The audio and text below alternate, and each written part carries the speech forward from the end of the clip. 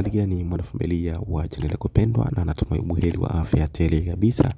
Basi kama ni mara yako ya kwanza kabisa kutembelea kwenye YouTube channel yetu, tukumbusha kwamba usisahau kubofya maneno mekundu yaliyoandikwa subscribe hapo chini ya video, ili uwe kwanza kabisa kupata habari zetu punde tunapokuwekea kwenye YouTube channel yetu. Sasa kwa taarifa tulizozipata hivi punde, sasa ni kwamba kuelekea usajili dirisha dogo, ni kwamba klabu Young Africans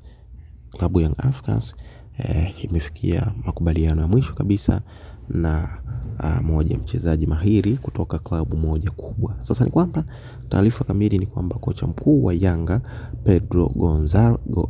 Pedro Goncalves amewambia viongozi wa klabu hiyo ya Yanga, yani viongozi wake, wamsajili mshambuliaji hatari kutoka Angola ambaye ni Laurindo Dilson Maria Aurio, au kwa jina maarufu anafahamika kama Depu, mwenye umri wa miaka 25 kwenye dirisha dogo la usajili.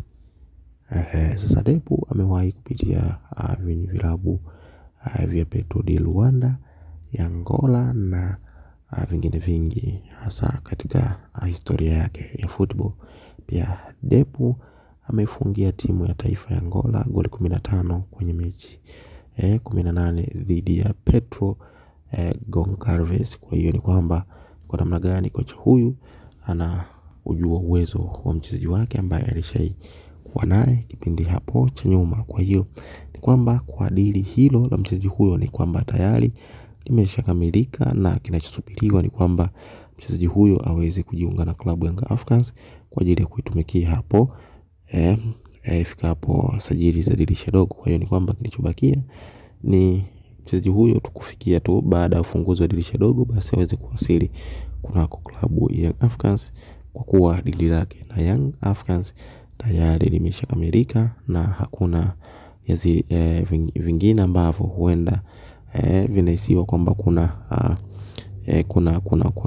hakuja kukamilika chochote. Lakini ni kwamba kwa taarifa zilizopo ni kwamba tayari kila kitu kiko sawa, yani dili limeshakuwa closed, halijawa on progress, yani halijawa katika mchakato mwingine ambao unaendelea.